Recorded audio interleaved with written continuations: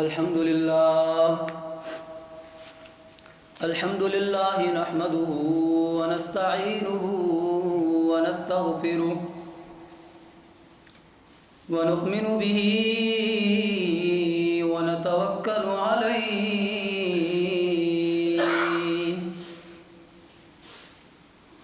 ونعوذ بالله من شرور أنفسنا ومن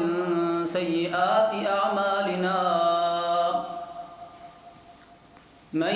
يهده الله فلا مضل له ومن يضلل فلا هادي له ونشهد أن لا إله إلا الله وحده لا شريك له ولا نظير له ولا مثل له ولا مثال له ونشهد أن سيدنا وسندنا ومولانا محمدا عبده ورسوله أما بعد فأعوذ بالله من الشيطان الرجيم بسم الله الرحمن الرحيم حافظوا على الصلوات والصلاة الوسطى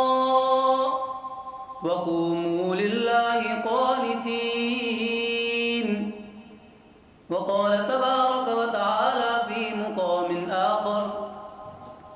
وأقيموا الصلاة وآتوا الزكاة واركعوا مع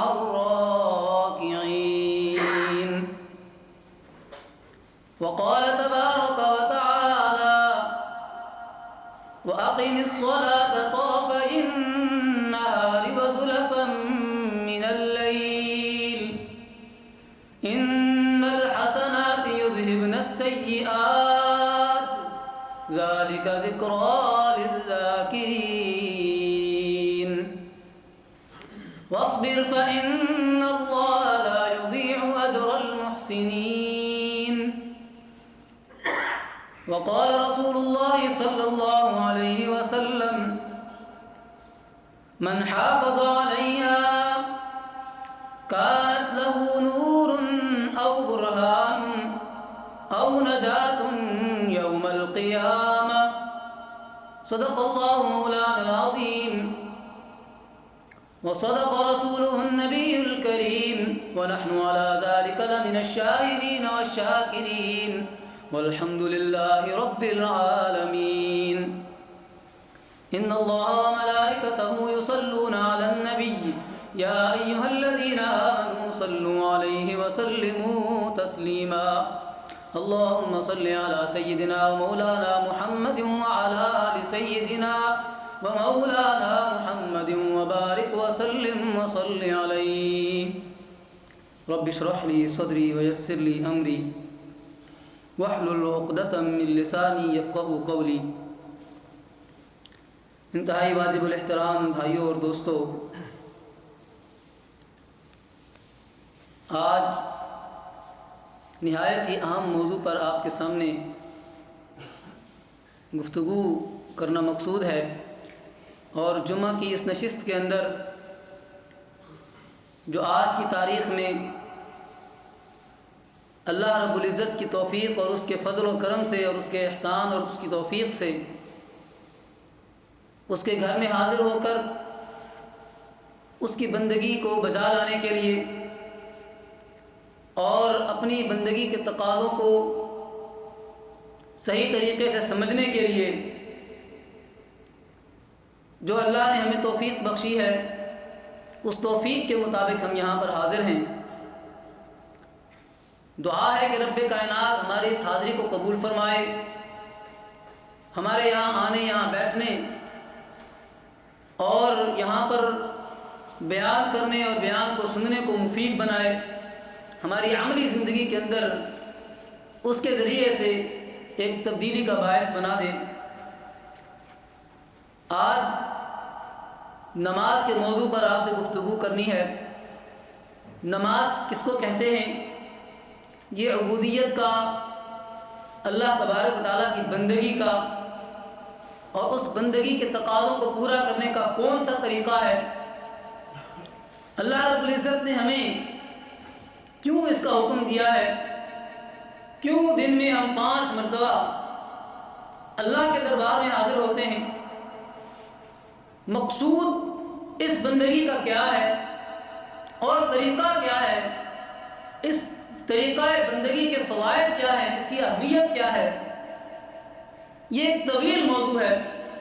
اتنا ہی طویل کہ جتنی ہماری زندگی طویل ہوتی ہے، اور اس کو یاد رکھنا بھی اتنا ہی ضروری ہے جتنا ہم پر اس کو لازم کیا گیا ہے۔ جس انداز سے میں اور آپ اس دنیا کے اندر زندگی بسر کر رہے ہیں، اللہ رب العزت نے اسی کے اندر ایڈجسٹ کرتے ہوئے ہمیں اللہ کی طرف سے یہ حکم ملا ہے کہ اپنی اسی زندگی کے اوقات میں سے، اپنے انہی لمحات میں سے تم نے اللہ کے لیے وقت نکالنا ہے، تم نے اللہ کی یاد کے لیے، اللہ کے ذکر کے لیے۔ قرآن کریم میں اللہ تعالیٰ نے ارشاد فرمایا، جو اس نماز کا جو سب سے بڑا بنیادی مقصد ہے، اقیم الصلاۃ لذکری، نماز کو قائم کرو میری یاد کے لیے، میرے ذکر کے لیے۔ یعنی اس نماز کا مقصد کیا ہوا؟ اللہ کو یاد کرنا۔ اللہ کو یاد کرنا کیوں ضروری ہے؟ یہ بات تو ایک عام انسان بھی جانتا ہے کہ جب جس مقصد کے لیے جس چیز کو بنایا جائے، اگر وہ چیز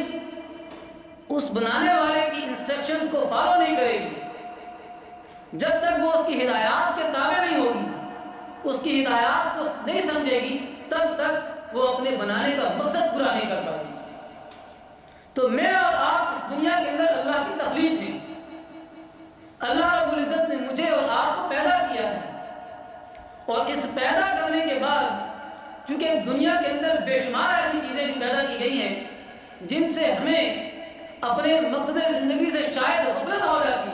اللہ رب العزت نے فرمایا کہ اس غفلت سے بچنے کے لیے اپنے خالق کی طرف رجوع کرو گے، خالق کو یاد کرو گے، بعد اپنے بنانے کا مقصد معلوم ہوتا ہے۔ تو گویا کہ یہ بنانے کا مقصد ذہن میں تازہ رکھنے کے لیے اللہ رب العزت کی طرف سے ہمارے لیے مقرر کر دیا گیا ہے کہ ہم دن میں 5 اوقات کے اندر ایک پکار پر اکٹھے ہو جائیں اور اللہ کو یاد کریں، اللہ کا ذکر بلند کریں۔ وَأَقِمِ الصَّلَاةَ لِذِكْرِي، یہ نماز جس کو اللہ کے رسول صلی اللہ علیہ وسلم نے مومن کی معراج کہا ہے، وہی معراج کہ جس پر پہنچ کر ایک بندہ اپنے آقا کے سامنے، ایک غلام اپنے مولا کے سامنے،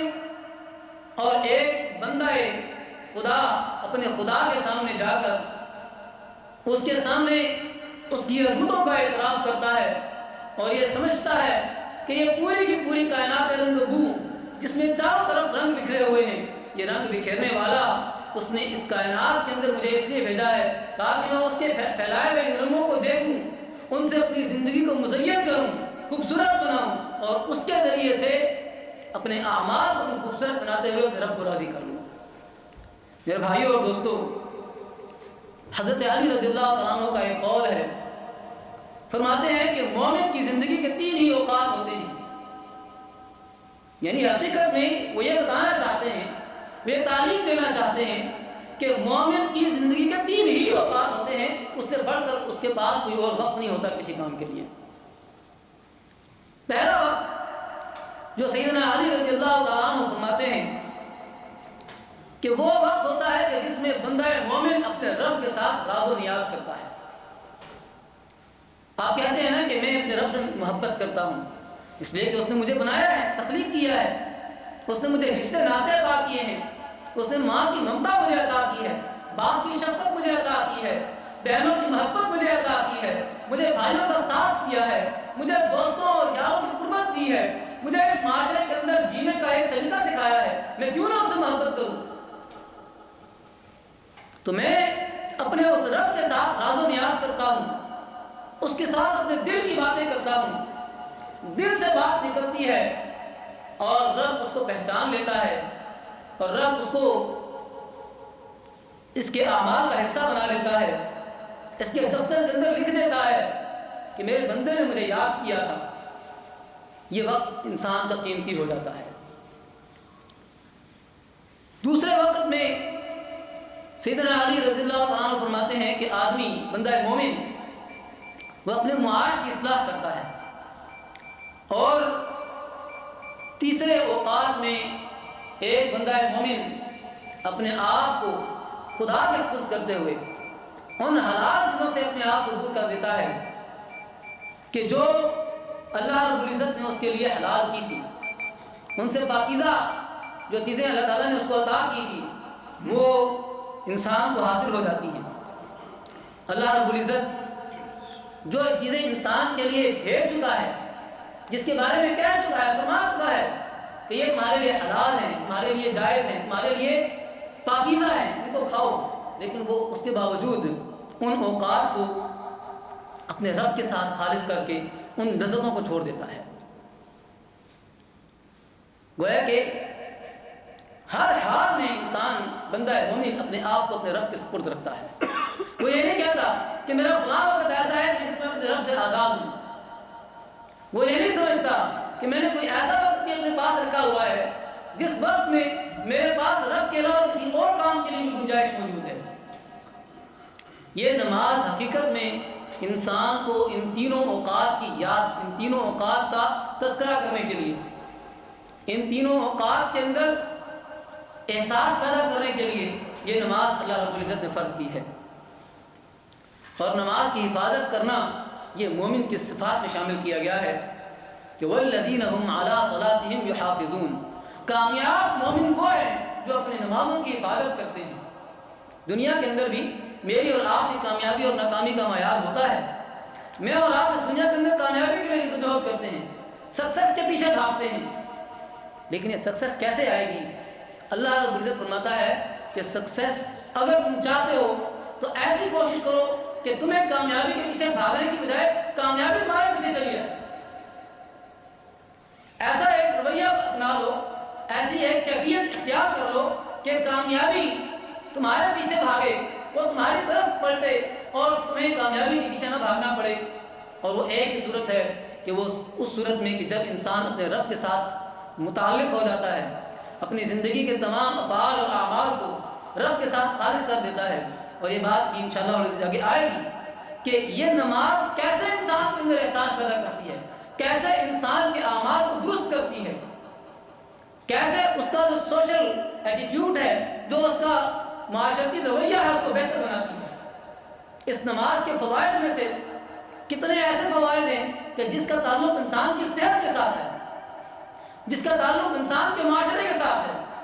جس کا تعلق انسان کی انفرادی زندگی کے ساتھ بھی ہے اور اجتماعی زندگی کے ساتھ بھی ہے۔ لہذا یہ نماز کوئی معمولی چیز نہیں ہے، یہ بنیادی طور پر ایک ایسا پروسیس ہے کہ جس کے اندر انسان جب آ جاتا ہے اور اس پروسیس سے گزر جانے کے بعد وہ ایک کامل مکمل انسان بن کر یہاں سے نکلتا ہے۔ آپ دیکھیے اس نماز کے لوازمات میں سے کتنی بہترین چیزیں اللہ تعالیٰ نے رکھی ہیں۔ اس نماز کے لیے ایک مخصوص گھر ہوتا ہے، ایک مخصوص جگہ ہوتی ہے، اس نماز کے لیے ایک امام ہوتا ہے، اس نماز کے لیے ایک پورا ماحول ہوتا ہے، اس نماز کے لیے لوگوں کا اکٹھا کرنا مقصود ہوتا ہے، اور پھر جب لوگ آ جائیں تو سب کے سب ایک صف کے اندر کھڑے ہو کر بغیر کسی امتیاز کے، بغیر کسی تفریق کے، بغیر کسی حیثیت اور اپنے عہدے کی اس نمائش کے اللہ رب العزت کے سامنے حاضر ہو کر، کھڑے ہو کر، اس کے سامنے سر سجود ہو کر اس کے سامنے اپنی بندگی کا اظہار اور اقرار کرتے ہیں۔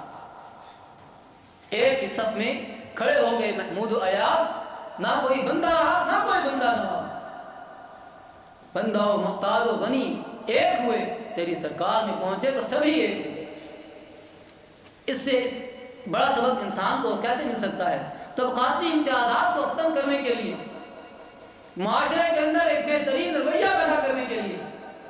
ایک دوسرے کو اپنے ساتھ اپنا بھائی سمجھنے کے لیے، اور اسٹیٹس کے اعتبار سے اگر آپ دیکھیں کہ یہ نماز آپ کے اندر کتنی تبدیلی پیدا کرتی ہے کہ جب ایک صف کے اندر ایک امیر بھی کھڑا ہے اور ایک غریب بھی کھڑا ہے، ایک بادشاہ بھی کھڑا ہے اور ایک غلام بھی کھڑا ہے، اور بسا اوقات تو ایسے ہی ہوتا ہے کہ غلام آگے ہوتا ہے بادشاہ پیچھے ہوتا ہے۔ یہ اس نماز کا وہ اعجاز ہے کہ جو آج کے ان معاشروں کے لیے کہ جو دنیا جہان کے نظاموں کو اپنا کر آج بربادی کی طرف جا چکے ہیں اور نہیں سمجھ آتی ان کو کہ اگر ہماری خیر ہے، اگر ہماری کوئی فلاح ہے، اگر ہماری کوئی بھلائی ہے، اگر ہمارے معاشرے کی کوئی بقا ہے تو وہ صرف اور صرف رب کی اطاعت کے طریقوں کے اندر ہے۔ جن لوگوں نے سیکولر نظام کو قبول کیا، مذہب کو ایک مخصوص خانے تک محدود کر دیا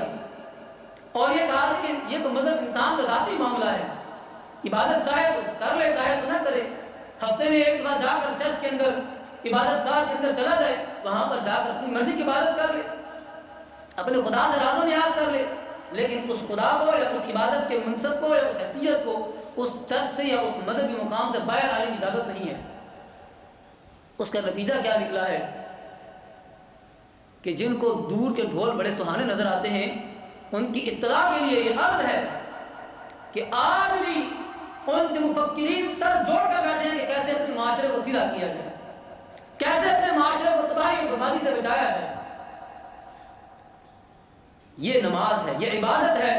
جو بندوں کے اندر وہ جذبہ پیدا کرتی ہے جو ان کو سوشل لائف کے اندر کام آتا ہے۔ میرے بھائیوں اور دوستو، سب سے بڑا جو احساس ہوتا ہے نماز کے اندر وہ بندگی کا احساس ہوتا ہے،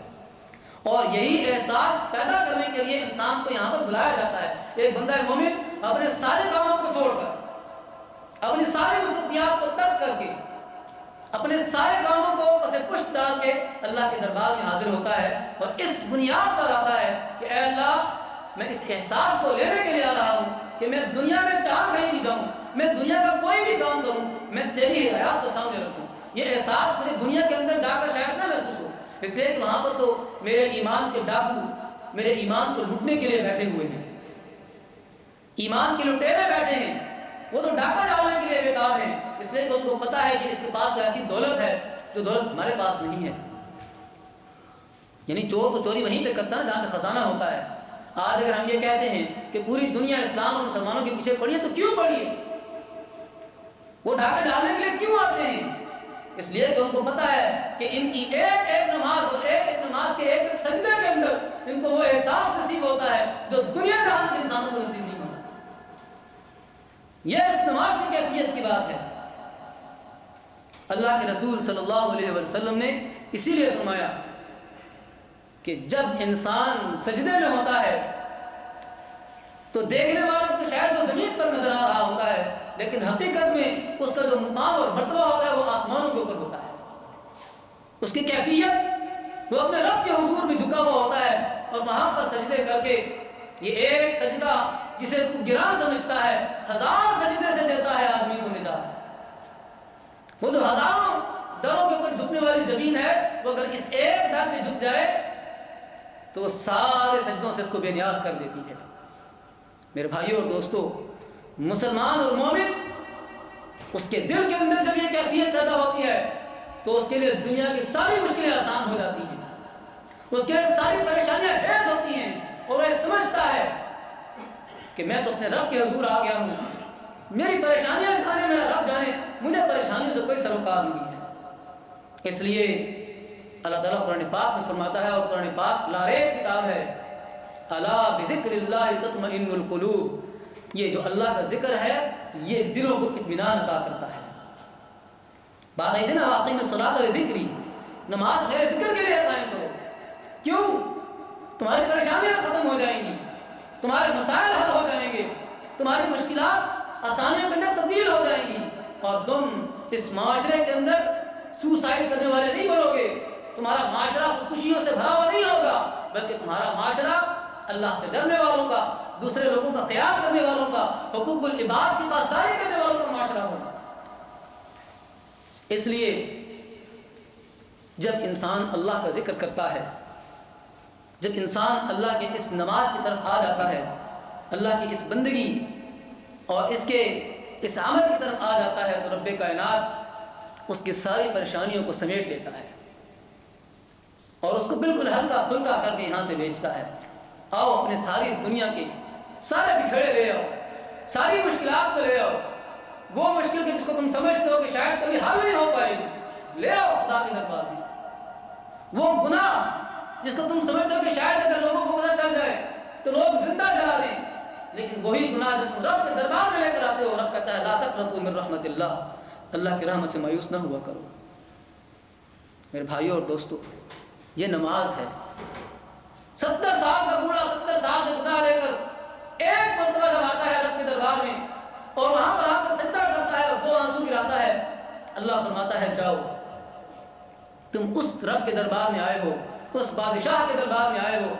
جو تمہارے سارے دکھوں کو دوا کے اندر تبدیل کرنے والا ہے۔ میرے بھائیوں اور دوستو، یہ نماز ہے۔ یہ نماز 5 وقت کیوں ہے؟ یہ تو 1 وقت بھی ہو سکتی تھی، 2 وقت بھی ہو سکتی تھی، 5 وقت میں کیوں اللہ تعالیٰ نے مقرر فرمائی ہے؟ ہاں، یہ بھی ذرا سوچنے کی بات ہے کہ میرا دن شروع ہو تو اس رب کے ذکر سے ہو۔ میرے کاروبار کے اندر جب میں کھپا ہوا ہوں اور دنیا مجھے اپنے شکنجے میں لینے کے لیے بیتاب ہو جائے، رب مجھے بلائے کہ آ جاؤ، دنیا کے شکنجے میں تمہیں نہیں پھنسانا چاہوں گا، میں رب کے دربار میں آ جاتا ہوں، گویا کہ رب میری حفاظت کر رہا ہے۔ پھر شام ہوتی ہے، اب تو شکر وہ بنتا ہے کہ سارا دن میں نے محنت کی، میں نے کمائی کی، میں نے رب کا، اس کے حقوق کا، اس کے بندوں کے حقوق کا خیال رکھا۔ اب تو شکر تو بنتا ہے کہ میں شام کو جب آتا ہوں بستر پر جانے سے پہلے رب کے حضور کھڑا ہوتا ہوں، یا اللہ آج کا دن تو بہت اچھا گزرا، اے اللہ کل کا دن بھی اسی طرح بنا دے۔ رات کو سونے سے پہلے بھی میں کھڑا ہوتا ہوں اور اللہ کے دربار میں حاضر ہو کر اس کے سامنے سر سجود ہو کر اپنی بندگی کا، اپنی عاجزی کا، اپنی انکساری کا، اللہ کے سامنے اپنی ذلالت اور مسکنت کا اعتراف کرتے ہوئے کہ اللہ میں کچھ بھی نہیں تھا، آج کا دن اگر میرا اچھا گزرا ہے کہ اللہ تیری کرم نوازی کی وجہ سے گزرا ہے، ارے اللہ اگر اچھا نہیں گزرا تو میری بدعملی کی وجہ سے گزرا ہے، اے اللہ اس کو قبول فرما لے۔ اور پھر میرے بھائیوں اور دوستو، اس نماز کے اندر ہم پڑھتے کیا ہیں؟ کیا کہتے ہیں اپنے رب سے؟ ہر نماز میں، ہر رکعت میں ہم کیا پڑھتے ہیں؟ الحمدللہ رب العالمین الرحمن الرحیم مالک یوم الدین۔ جب تک انسان کے دل کے اندر خدا کی عظمت نہ موجود ہو، اس کو احساس ہی نہ ہو، وہ کیسے اس کے سامنے سر جھکا سکتا ہے؟ الحمدللہ، اے اللہ ساری تعریفیں تیرے لیے ہیں، ساری عظمتیں تیرے لیے ہیں، اے اللہ ساری حفاظتیں تیرے لیے ہیں۔ سبحانک اللہم وبحمدک وتبارک اسمک وتعالی جدک ولا الہ غیرک۔ اے اللہ میں تیرے سامنے تیری بندگی کا، تیری شان کا، تیری عظمتوں کا اور حفاظتوں کا میں تیرے سامنے اعتراف کرتا ہوں کہ تو ہی اس کائنات کے اندر الہ کہلانے کا حقدار ہے، تیرے علاوہ کوئی ایسا نہیں ہے کہ اس میں الہ بنو۔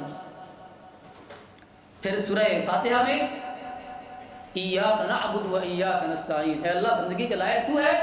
مدد بھی تو ہی کر سکتا ہے، تیرے علاوہ کوئی نہیں ہے اس دنیا کے اندر جو مدد کر سکے۔ اہدنا الصراط المستقیم، تو اے اللہ مدد تجھ سے چاہتا ہوں۔ بلا شبہ مجھے مال کی بھی ضرورت ہے، مجھے اولاد کی بھی ضرورت ہے، مجھے اپنے مسائل کو حل کرنے کی ضرورت بھی ہے، مجھے اپنے بیوی بچوں کے کیریئر کی فکر بھی ہے، مجھے اپنے گھر بار کی فکر بھی ہے، مجھے اپنے کاروبار کی فکر بھی ہے۔ لیکن میرے بھائیوں اور دوستو، نماز کے اندر آ کر ہمیں کیا چیز مانگنے کی ہدایت کی گئی ہے؟ کیا سکھایا گیا ہے کہ کیا آ کر مانگو؟ اہدنا الصراط المستقیم، اے اللہ ہمیں سیدھے راستے کی ہدایت عطا فرما۔ اور ہدایت کے 2 معنی آتے ہیں۔ آپ تو کہتے ہیں کہ میں نے تو کلمہ پڑھ لیا، میں تو ہدایت یافتہ ہوں، مجھے تو ضرورت نہیں ہے، پھر میں بار بار کیوں پڑھتا ہوں اہدنا الصراط المستقیم؟ تو سنیے، ایک ہدایت کا مطلب ہوتا ہے راستہ دکھا دینا، اور دوسرا ہدایت کا مطلب ہوتا ہے منزل تک پہنچا دینا۔ میری منزل ہے رب کی رضا، میری منزل ہے رب کی رضا کا حصول۔ اگر میں اپنی منزل تک نہ پہنچا، راستے میں کہیں ادھر ادھر ہو گیا، تو اس کا مطلب تو یہ کہ میری ساری جدوجہد اکارت چلی گئی۔ یہ نماز مجھے یاد دلاتی ہے کہ تیری منزل وہ ہے، اس منزل تک پہنچنے کی کوشش کر۔ میرے بھائیوں اور دوستو، پھر ساتھ ہی فرما دیا صراط الذین انعمت علیہم، ان لوگوں کے راستے پر جن پر تیرا انعام ہو۔ وہ جو نبیوں کا راستہ ہے، وہ جو سچوں کا راستہ ہے، وہ جو شہداء کا راستہ ہے، وہ جو نیکوکاروں کا راستہ ہے، ان لوگوں کے راستے پر مجھے چلا دے، ان کے راستے پر مجھے چلنے کی توفیق عطا فرما دے۔ اور وہ کہ جو تیرے راستے سے بھٹک گئے، گمراہ ہو گئے، اور آج پوری دنیا کو گمراہ کرنے کے چکر میں ہیں، اے اللہ مجھے ان کے دام میں پھنسنے سے بچا لے، مجھے اس کے جال میں پھنسنے سے بچا لے، اور ان لوگوں کے بھی جو تیرے سامنے آ کر کھڑے ہو گئے اور تیرے غضب کے مستحق ٹھہرے، اے اللہ میں ان کے بھی ساتھ کھڑے ہونے سے پناہ مانگتا ہوں۔ یہ احساس پیدا کر رہی ہے نماز آپ کے اندر۔ اور ایک اور بات اور آخری بات، اللہ تعالیٰ نے قرآن پاک میں یہ ارشاد فرمایا، ان الصلاۃ تنہی عن الفحشاء والمنکر، یہ نماز انسان کو بے حیائی کے کاموں سے اور برائی کے کاموں سے روکتی ہے۔ نماز انسان کے اندر احساس پیدا کرتی ہے کہ رب اور اس کا تقویٰ، اس کی خشیت اور اس کا خوف، یہ سب سے زیادہ دل کے اندر پیدا کرنے والی چیز ہے۔ اگر اس کو تم ترک کر دو گے، اگر تم اس کو چھوڑ دو گے، تو پھر یاد رکھو کہ دنیا اپنے پورے پنجے اور شکنجے لے کر تمہارے سامنے کھڑی ہے اور تمہیں اپنے شکنجے میں دبوچنے کے لیے تیار ہے۔ یہ نماز، اس نماز کو حقیقی معنوں میں نماز بنانا چاہیے۔ آج اگر آپ کو ہمارے معاشروں کے اندر، مسلمان معاشروں کے اندر بھی اگر بے راہ روی نظر آتی ہے، بے عملی نظر آتی ہے، اور دوسری جانب آپ کہتے ہیں کہ مسجدوں کے اندر لوگ جاتے ہیں، نماز بھی پڑھتے ہیں، اور کئی مرتبہ یہ سوال بھی آتا ہے سامنے کہ فلاں بندہ نمازی بھی ہے اور فلاں بندہ یہ کام بھی کرتا ہے۔ اللہ کے رسول صلی اللہ علیہ وسلم نے ارشاد فرمایا، بدترین چوری نماز کی چوری ہے۔ بدترین چوری کس کی چوری ہے؟ نماز کی چوری ہے۔ وہ چور کی جو آتا تو ہے لیکن نماز کو چوری کر کے جاتا ہے، اس کے رکوع صحیح نہیں کرتا، اس کے اندر سجدہ صحیح نہیں کرتا، خشوع و خضوع کی کیفیت نہیں ہوتی، اور رب کے سامنے کھڑے ہونے کا احساس غالب نہیں آتا۔ اس لیے میرے بھائیوں، اس نماز کو حقیقی معنوں میں نماز بنائیں، اور جب یہ نماز بنے گی اعمال درست ہو جائیں گے۔ نظر آ جائے گا کہ اس بندے کی نماز بالکل درست نماز ہے۔ نماز کی پابندی بھی کرنی چاہیے۔ دن میں 5 نمازیں اگر فرض کی گئی ہیں تو 5 نمازیں پڑھنی چاہیے۔ باجماعت پڑھنے کا کہا گیا تو باجماعت پڑھنی چاہیے۔ گھروں کے اندر خواتین کو ماحول بنانا چاہیے، بچوں کو شروع سے اس بات کی تعلیم و ترغیب دلانی چاہیے۔ 7 سال کے بچے کو نماز پڑھنے کی ترغیب اور 10 سال کے بچے کو مار کر نماز پڑھانے کی تعلیم، یہ اللہ کے رسول صلی اللہ علیہ وسلم سے ثابت ہے۔ میرے بھائیوں اور دوستوں، اس نماز کو حقیقی معنوں میں ہمیں نماز بنانا ہے۔ بنائیں گے انشاءاللہ۔ دل کے اندر ارادہ کیجئے، اللہ سے دعا کیجئے کہ یا رب ہم تجھ سے التجا کرتے ہیں کہ ہماری اس نماز کو حقیقی نماز بنا دے، اور ہم سب کو اپنے دربار میں جب تم نے بلایا ہے تو اے اللہ اب خالی دامن نہ یہاں سے جانے دیں، اے اللہ ہم سب کا دامن بھر دینا، ہم سب کو خشوع و خضوع کی کیفیت عطا کر دینا، ہم سب کو خشیت اور خوف خدا کی کیفیت سے اے اللہ مالا مال کر کے بھیجنا، اور پھر اس کے ذریعے سے اللہ ہمیں اپنے اعمال کو درست کرنے کا موقع فراہم کرنا۔ اللہ رب العزت سے دعا ہے کہ رب کائنات ہم سب کو حقیقی معنوں میں اپنی اس بندگی کے طریقے کو حقیقی معنوں میں صحیح بندگی بنانے کی توفیق نصیب فرمائے۔ وآخر دعوانا ان الحمد للہ رب العالمین۔